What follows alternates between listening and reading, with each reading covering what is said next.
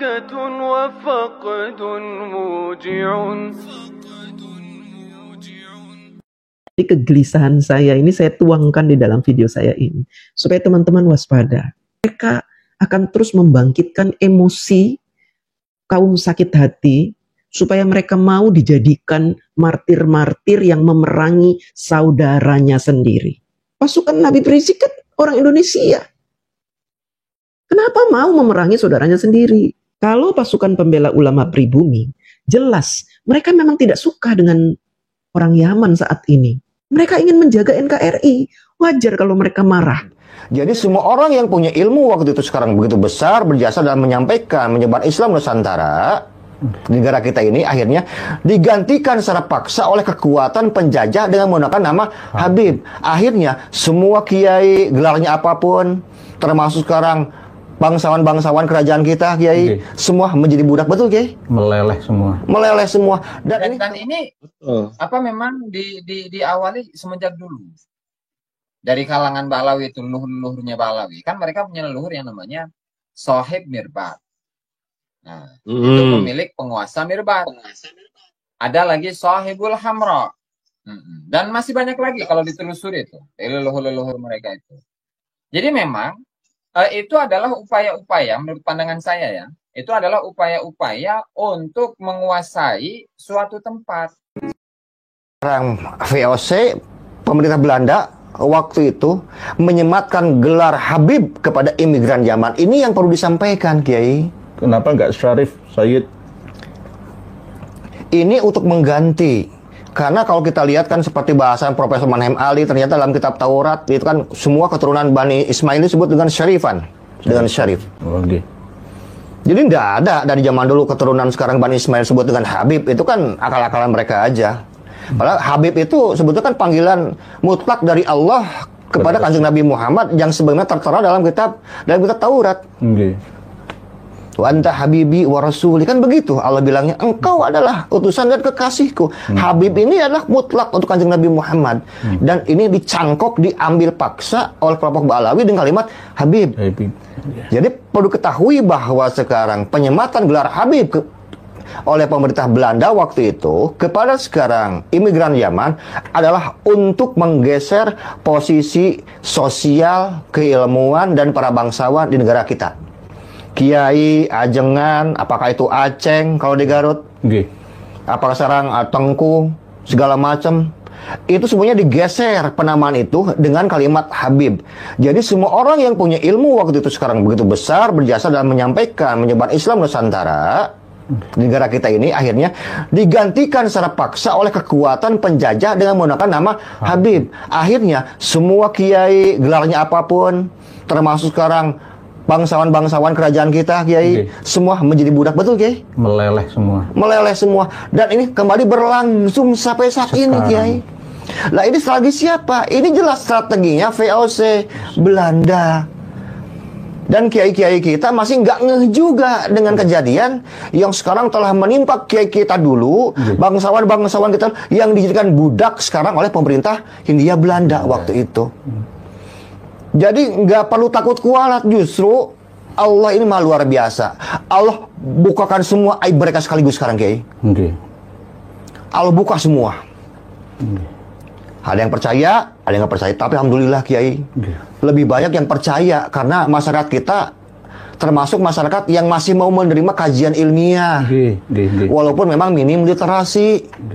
Masa sekarang menghukumi perkara yang zohir pakai zon, gimana ceritanya? Ini harus dikeluarin dulu gitu perasaannya, kemudian ditimbang, kemudian alat timbang zonnya pakai apa, Kiai? Kan enggak ada. Jadi menggunakan tameng tokoh sesepuh Nahdlatul Ulama, Kiai Haji Hasyim Asy'ari, mengisbat Ba'alawi, mencintai Ba'alawi karena guru-gurunya juga dari kalangan Ba'alawi. Nah, ini kan cerita klasik sejak dulu sampai kini. Nanti kemungkinan kita ini jangan mati dulu ya. Jangan wafat, dan saya jangan meninggal dulu. Kalau nanti kita wafat kalah dengan Ba'alawi, maka kita akan menjadi Habib nanti. Habib Alwi Nurul Alam Al-Bandani As-Segaf. Saya Habib Nur Yahya Salafi Al-Habsyi. Asagaf itu kan marga Yahudi. Shegov namanya itu aslinya tuh. Shegov itu. Al-Sekof atau Iya, gantilah. Waktu hijrah itu. Jadi Asegaf. Dulu kan ada biro jasa firma El-Sekof di dalam Belanda itu. Monopoli sama dengan kalau sekarang ya Tor untuk mengirim jamaah haji dari Nusantara ke Saudi Arabia. El-Sekof itu juga banyak korupsinya. Monopoli atas izin Belanda mestinya. Ya, yang saya paling nggak senang itu adalah masalah penipuan sejarah nih Kiai. NKRI, lambang-lambang sekarang kenegaraan kita, mereka klaim semuanya. Ini hampir ya. Menurut saya itu kalau jenengan nggak bergerak, teman-teman negara itu gol karena apa? Ubun-ubun sugesti kepercayaan seluruh umat Islam Indonesia itu sudah dipegang oleh mereka. Menjadi one team press, mohon maaf, itu kan di atas presiden. Presiden ada bisa didikte, jadi remote. Apalagi meremot kita-kita yang awam ya, dianggaplah kita ini bodoh, nggak bisa berontak, nggak punya data. Hampir ya ini, hampir. Mana ceritanya rakyat Indonesia dari dulu juga kalau sudah urusan begini lawan Belanda menang, lawan Jepang menang, optimis. PKI, Muso, lawan apa semua menang. Kalau sudah sekarang rakyat Indonesia bergerak, nggak ada yang nggak mustahil, nggak ada yang nggak mungkin. Kita insya Allah kan bisa menang. Nanti orang di framing lagi, loh ini anak bangsa sama anak bangsa. Oh, harus belajar sejarah kalau begitu.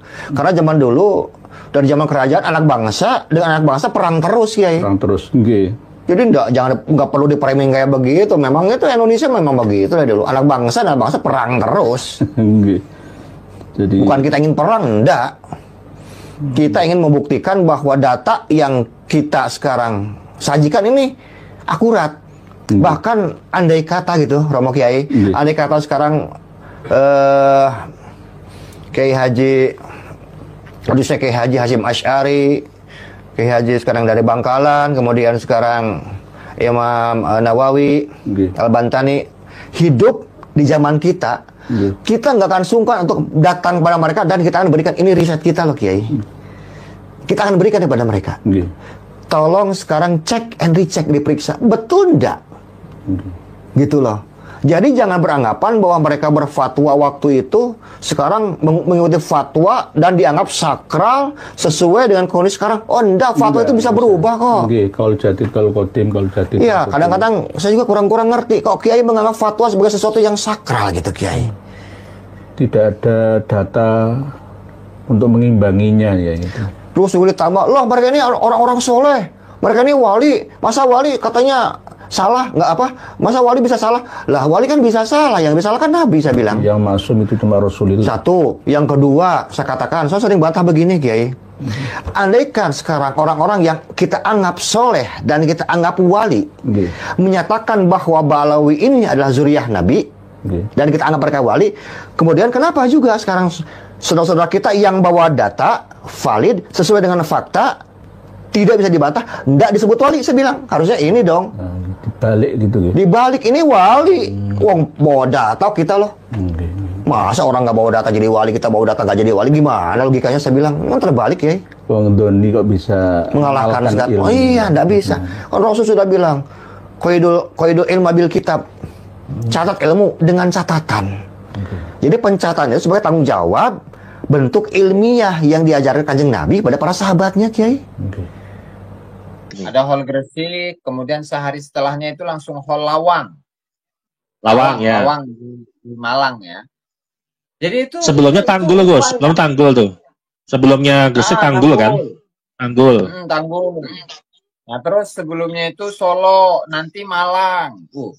Jadi sebenarnya kalau kita itu sadar ya, ketika ada hall-hall seperti itu, hall dengan menyebutan hall tempat ya, bukan hall tokoh. Misalkan kalau hall Abu Bakar Gresik, Abu Bakar Asgaf Gresik, oke lah, masih mending. Hall siapa Muhammad Ba'bud, oke lah. Lawang, oke, masih mending. Hall Abdul Qadir Bil Faqih Malang, nah masih mending. Ketika hallnya itu langsung disandarkan dengan nama-nama kota, nama-nama tempat. Ini sebenarnya itu klaim tempat juga loh, Mas. Iya, betul. Dan ini apa memang diawali semenjak dulu dari kalangan Balawi itu, leluhur-leluhurnya Balawi. Kan mereka punya leluhur yang namanya Sohib Mirbat. Nah, itu pemilik penguasa Mirbat. Ada lagi Sohibul Hamra. Dan masih banyak lagi kalau ditelusuri itu, leluhur-leluhur mereka itu. Jadi memang itu adalah upaya-upaya, menurut pandangan saya ya, itu adalah upaya-upaya untuk menguasai suatu tempat. Sehingga tokoh-tokoh yang sebenarnya memiliki pengaruh yang besar di tempat-tempat itu tertutup oleh ketokohan dari Habib ini. Nah, itulah upaya-upaya yang menurut saya dilakukan di Indonesia ini. Baik secara sengaja atau enggak ya oleh mereka. Itu yang dapat saya simpulkan itu dari hol-holan itu, hol-hol tempat-tempat itu ya. Nah, kalau saya gini, Gus, ada berpendapat. Nah, kalau pandangan saya gini, mereka ini berupaya untuk apa ya? Kalau bicara tuh hal-hal itu kan potensinya gede, Gus, untuk distorsi sejarah nih, Gus, sehingga mereka melegitimasi terhadap apa ya? Kota, contoh Gresik lah, yang kemarin saya juga bikin video juga tentang Gresik. Gresik ini kan kita tahunnya adalah Sunan Gresik, Gus. Di mana Wali Songo di abad ke-14 ini kan Wali Songo tertua ya. Apa generasi pertama yang menyebarkan Islam di Nusantara, terutama di Gresik. Nah, sehingga orang nih, Gus, takutnya nih distorsi sejarah itu untuk anak cucu. Tahunnya nanti ke depan anak cucu kita tahunnya adalah Haul Gresik itu bukan Sunan Gresik, Gus. Sedangkan haulnya Sunan Gresik saja kalah pamornya dengan haulnya Habib Abu Bakar Assegaf Gresik. Nah, itulah sebuah distorsi sejarah, Gus, kalau pandangan saya, Gus ya. Pasti.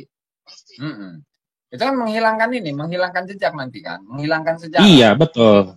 Jadi yang sebenarnya sosok Habib yang pengaruhnya di masyarakat tidak terlalu besar, nah itu bisa mengalahkan sosok yang sudah hidup dan mengislamkan wilayah tersebut, kemudian membabat alas tempat tersebut, sehingga ya hilang sama sekali. Dan ini mungkin dari kalangan Kibin itu nggak sadar ke sana, gitu loh. Dan satu hal lagi, Mas, itu jamaahnya bisa ngebludak kayak gitu. Apakah itu semuanya adalah dari inisiatif kalangan Kibin-Kibin sendiri? Ya, ada betul. mobilisasi. Ada mobilisasi. Karena begini, ada satu teman saya dulu itu yang ketika Hol Solo dia dari daerah Bogor. Dimana kan kalau di kota-kota besar begitu Jakarta, Bogor, yang banyak majelis taklimnya itu ya. Nah, di sana itu biasanya kan di apa ya istilahnya dikumpulkan, kemudian diumumkan, ini nanti ada hall Solo, hall Gresik, hall ini itu. Nah, ini udah disiapkan bisnya sekian hari, nanti snacknya udah siap, penginapannya segala macam. Ya kan memang faktanya seperti itu. Jadi bukan belum tentu juga yang hadir itu adalah atas kemauan sendiri. Nah, kemudian di sisi lain masyarakat sendiri sekitar di sana itu belum tentu hadir ke sana kok. Masyarakat sekitar di situ di Gresik ya misalkan, itu belum tentu hadir di situ. Justru yang banyak hadir itu adalah yang dari luar kota. Ada yang dari Jakarta lah, ada yang dari Solo, ada yang dari Semarang, dari Bogor, dari mana-mana, gitu Mas. Bahkan satu apa ya bahasanya ya, curhatan lah, satu curhatan Habib itu, bahwa nggak kayak tahun-tahun kemarin ya. Kalau tahun kemarin mah, ketika saya nyari jamaah ini buat ngisi bus, itu gampang. Sebelum adanya polemik ini. Tapi sekarang kok susah nyari 50 orang aja susah untuk berangkat ke Solo itu. Mas. Kenapa isu ini bisa menyebabkan Rizik Syihab mengumpulkan massa ke Pemalang dengan membawa senjata tajam?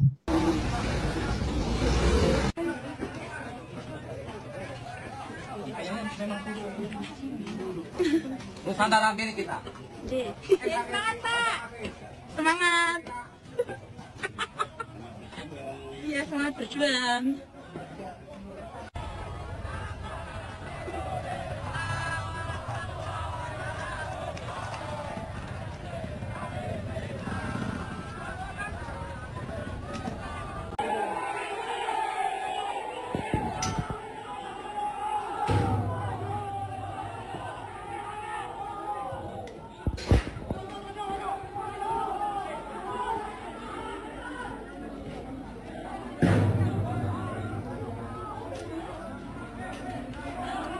Pada hari ini tanggal 23 hari Rabu 2025 kita melakukan gesekan dengan FPI dan kita memenangkan pertempuran ini. Mereka melakukan serangan menggunakan senjata tajam berupa parang, pentungan, dan lemparan-lemparan batu. Sedangkan kami yang hadir hanya menggunakan tangan kosong, beberapa pentungan itu bambu, bukan senjata tajam. Dan kami sempat terdesak dan akhirnya alhamdulillah kami bisa memukul mundur FPI. Dan setelah itu ketika FPI terpukul mundur, datanglah rombongan Brimob untuk menghalangi rombongan FPI. Terima kasih. Wassalamualaikum warahmatullahi wabarakatuh. Karena ada pembiaran, karena ada support. Ini adalah bagian dari skenario. Ketika pembenci mulai marah, tersulut emosinya, mereka memantau di medsos. Oh, kayaknya semakin banyak nih yang berkomentar negatif. Lalu mereka membuat testimoni di Pemalang. Mereka adakan acara Habib Rizik di Pemalang. Ternyata di Pemalang banyak orang yang tidak suka terhadap kehadiran Habib Rizik. Tapi apa yang dilakukan oleh Habib Rizik? Dia tetap datang dan membawa pasukan dengan senjata tajam. Ini sebenarnya indikasi bahwa memang mereka sedang test the water. Di Pemalang kemarin cukup rusuh loh Pak. Bentrokan antara pembela ulama pribumi dengan pembela Habib-Habib Yaman. Bentrok. Ini terjadi di Pemalang. Dan mereka ingin ini terjadi di seluruh tanah air. Bayangkan kalau ini terjadi di seluruh tanah air bagaimana jadinya? Letusan-letusan ini memang yang mereka inginkan. Dan harusnya sudah menjadi perhatian pemerintah ini. Tapi kok saya lihat kayaknya anteng-anteng aja ini. Jadi kegelisahan saya ini saya tuangkan di dalam video saya ini. Supaya teman-teman waspada. Mereka akan terus membangkitkan emosi kaum sakit hati. Supaya mereka mau dijadikan martir-martir yang memerangi saudaranya sendiri. Pasukan Habib Rizik kan orang Indonesia. Kenapa mau memerangi saudaranya sendiri? Kalau pasukan pembela ulama pribumi, jelas mereka memang tidak suka dengan orang Yaman saat ini. Mereka ingin menjaga NKRI. Wajar kalau mereka marah.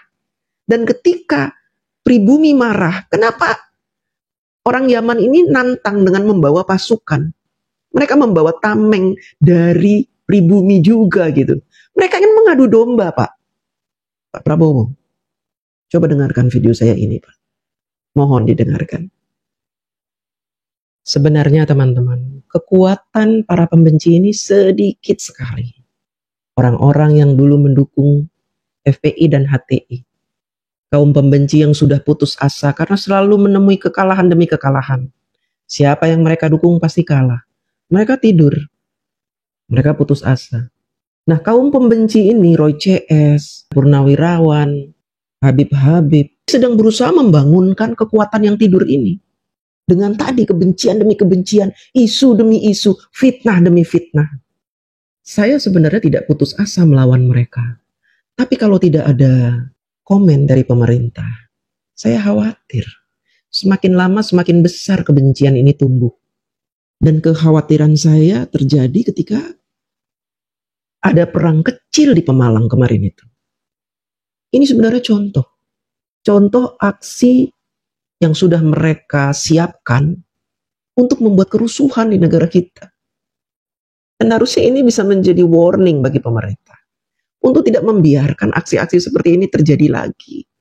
Jangan dibiarkan kita diadu domba oleh orang asing. Sekarang sudah muncul tuduhan-tuduhan terhadap saya. Katanya saya ini pengadu domba umat Islam. Padahal pengadu dombanya jelas-jelas siapa pengadu domba.